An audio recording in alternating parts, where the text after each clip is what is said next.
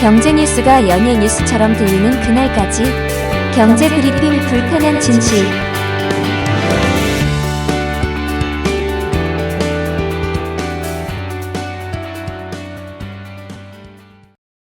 경제 브리핑 불편한 진실 3월 4일 순서 시작하겠습니다. 경불제 애청자분들 중에서도 주식 투자하시는 분들 많으실 텐데요. 그런 주식 투자하시는 분들 대부분이 이런 생각 한 번쯤은 하셨을 것 같아요. 왜 우리나라 주식시장은 한참 일할 때인 오후 3시 30분에 마감할까? 다들 아시다시피 우리나라 주식시장 오전 9시에 개장해서 오후 3시 30분까지 이때 마감하잖아요.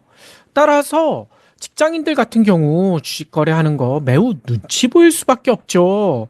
뭐 점심시간 아니면 화장실에 가서 이때 잠깐 하는 수밖에 없지 않습니까? 한참 일할 시간에 마감하기 때문에요. 그런데요, 어이구, 오늘부터요, 주식 거래 시간이 크게 늘어난다고 합니다.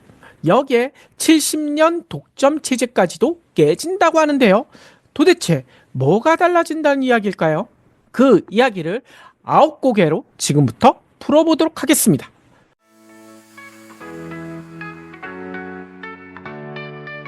요즘 활력이 넘쳐 보여요. 비결이 있나요? 레몬즙 마셨을 뿐인데요. 나도 홈쇼핑에서 레몬즙 사서 마셨는데 효과 없더라고요. 아무 레몬즙이나 마시니 그렇죠. 기왕이면 세계적인 레몬 산지 스페인에서 생산된 레몬으로 만든 것을 먹어야죠. 그것도 레몬 한 개를 그대로 한 포에 담은 레몬즙을 마셔야 해요. 그런 레몬즙도 있나요? 경불진의 오랜 깐부 브리오 비타민에서 살 수 있는 레몬즙이 있잖아요. 유기농 인증을 받은 데다 레몬 이외에는 아무것도 넣지 않아 안심할 수 있어요. 우와, 국내 유기가공식품 인증은 물론 유럽연합 유기농 인증까지 받아 믿을 수 있겠군요. 간편하게 1일 1레몬 하면 요즘 유행하는 독감도 걱정 없어요. 네이버나 카카오에서 브리오 비타민을 검색해서 1일 1레몬 하세요.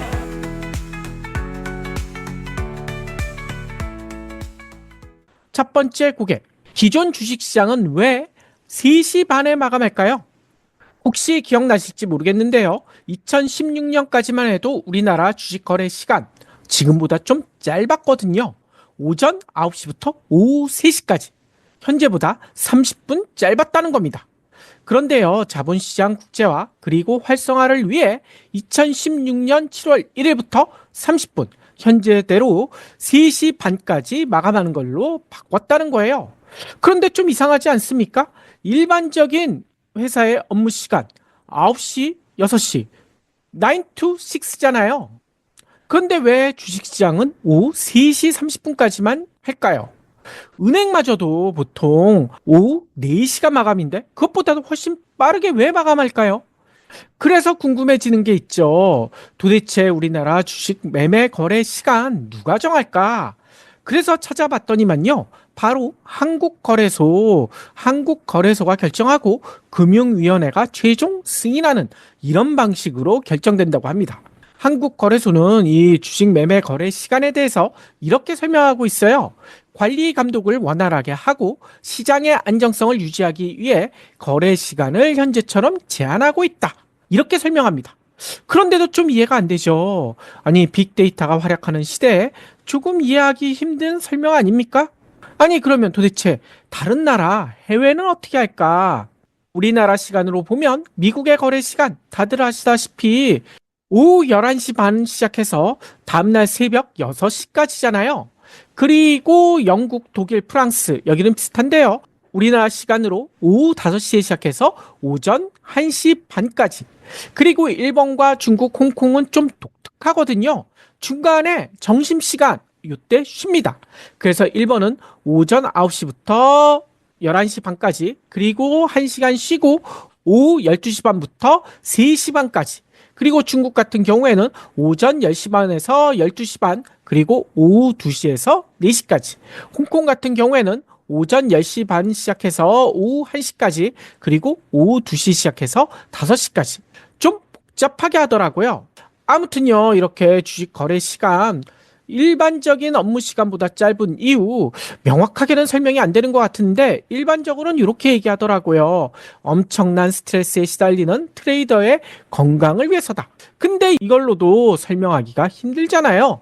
시간을 제약하는 명확한 이유는 없는 것 같아요. 그냥 그렇게 하고 싶어서 너무 오랜 시간 동안 거래를 유지하는 게 힘들어서 뭐 이렇게밖에 설명하지 못할 것 같은데, 아니 가상화폐 시장 같은 경우에는 24시간 돌아가잖아요. EPD의 픽.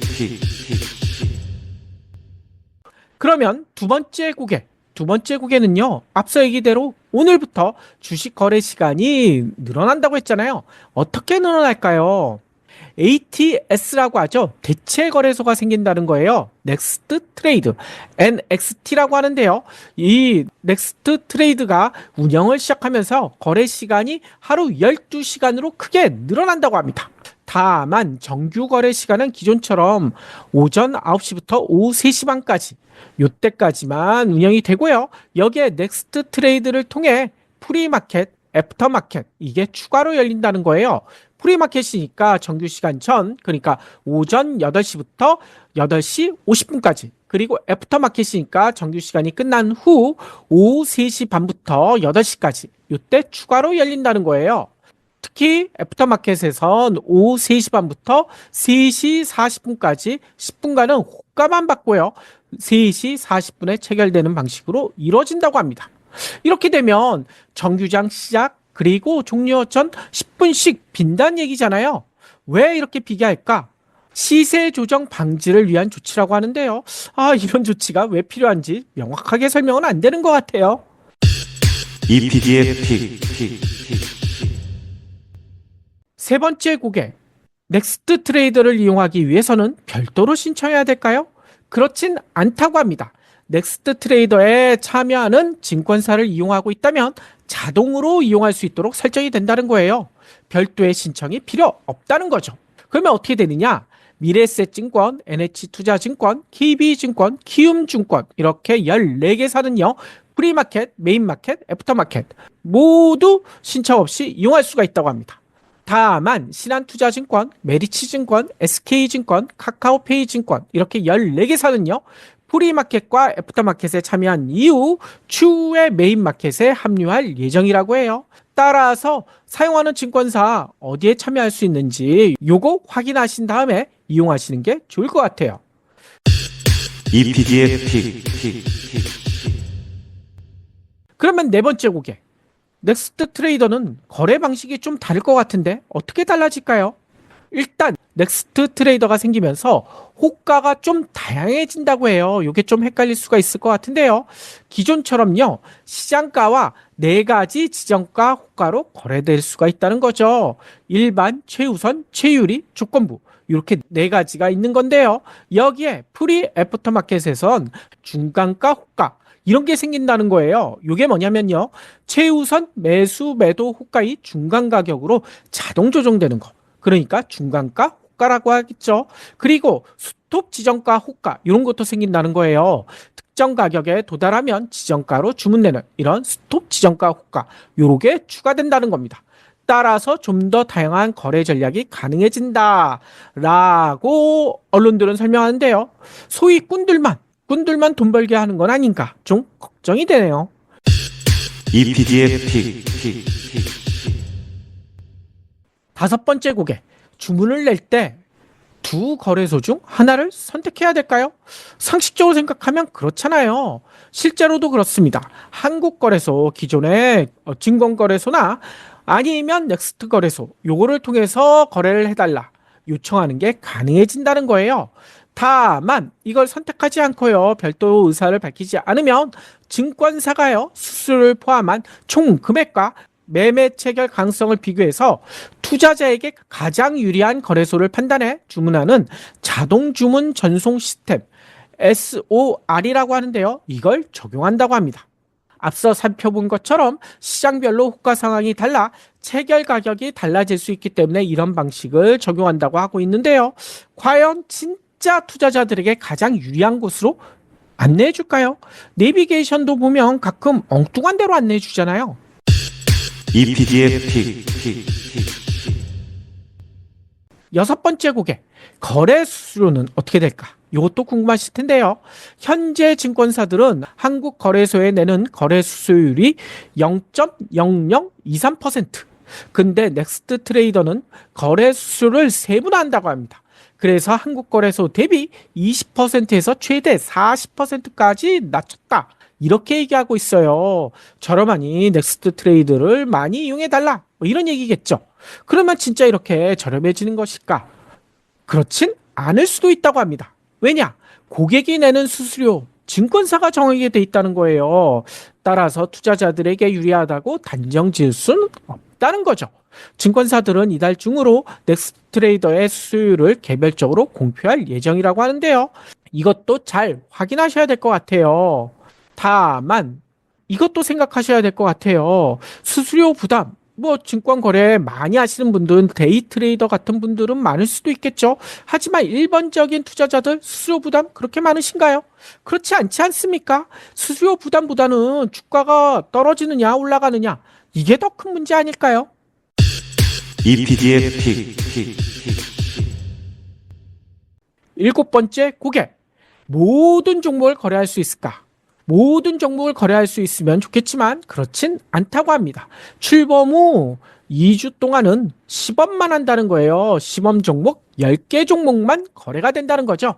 롯데쇼핑, 제일기획, 코롱인더, LG 유플러스, S오일, 골프존, 동국제약, SFA, YG엔터, 컴투스 이렇게 10개 종목만 거래할 수 있다고 합니다. 이후 매 주마다 110개, 350개, 800개 종목 순으로 순차적으로 확대될 예정이라는 거예요. 그래서 2분기 말까지 유지될 계획이다.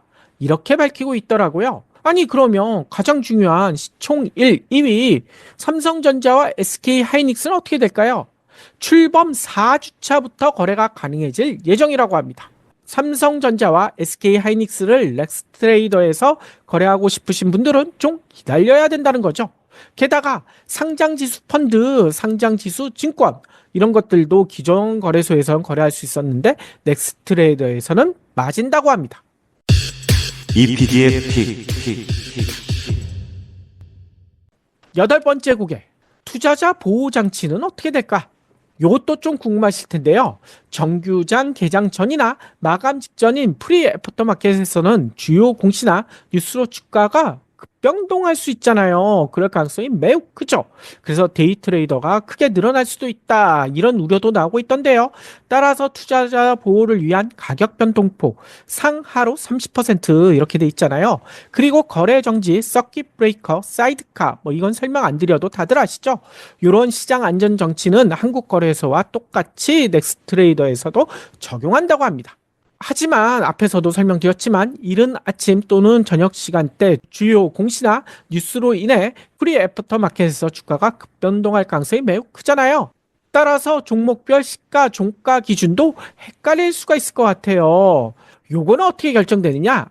넥스트 트레이더에서도 기존처럼 한국 거래소 넥스트 트레이더가 아니라 한국 거래소의 전후 동시 효과를 통해 산출한다고 합니다. 따라서 이게 뭔 얘기냐?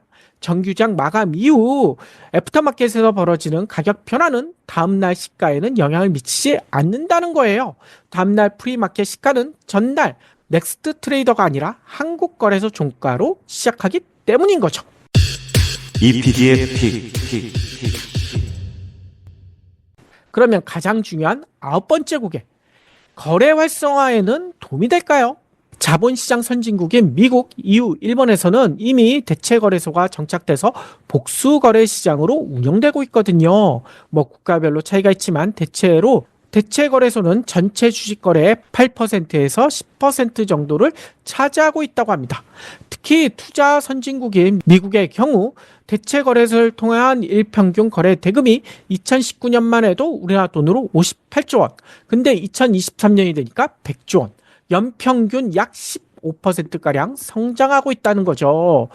2023년 기준 대체거래소가 전체 시장의 13%가량을 점유하고 있고요. 다른 나라에 비해서 미국의 대체거래소가 활성화되고 있다는 거잖아요. 도대체 비결이 뭘까요? 상대적으로 저렴한 거래 수수료와 새로운 주문 방식, 금융상품 등으로 투자자들이 전반적인 거래 비용 절감, 편리성 향상 효과를 누리고 있다. 이런 평가가 나오고 있다는 거예요. 아니 그러면 우리나라도 미국처럼 될까요? 거래 시간을 늘리고 비용이 줄어들게 되면 안타 매매를 부추겨 투기적 거래만 확산될 가능성이 매우 크다. 이런 지적도 나고 있습니다. 게다가 이것도 좀 골치 아플 것 같아요. 두 거래소 간의 가격 차이를 이용한 차익 거래와 시세 조정이 우려될 수도 있다는 거죠. 또 수수료 절감 등 실제 효과는 미미하고요. 시장 분할로 안정성과 투명성 저하, 유동성 분산, 오히려 시장의 효율성을 저해하고요. 혼란만 가중시킬 거다라는 목소리도 크다는 거죠. 그런데 저는 이것보다 더 큰 걱정도 있는 것 같아요. 그게 뭐냐? 재벌들의 변칙 승계에 따른 코리아 디스카운트. 이거 아직도 해설되지 않고 있잖아요. 뭐 밸류업을 한다, 뭐 이렇게 난리를 쳤지만 그대로이지 않습니까? 그래서 국장 탈출은 지능순, 이런 우픈 유행어가 난무하고 있는 현실. 이거를 외면한 채 거래 시간만 늘리는 게 무슨 소용이 있겠냐는 거죠.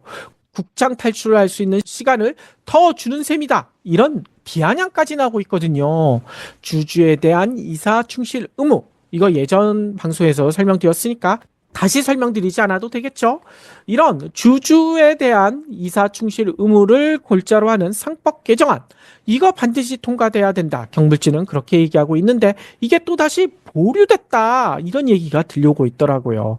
이런 현실에서 넥스트레이드의 암울한 미래가 보이는 것 같습니다. 이게 처리되지 않으면 넥스트레이드 이거 생기면 뭐합니까?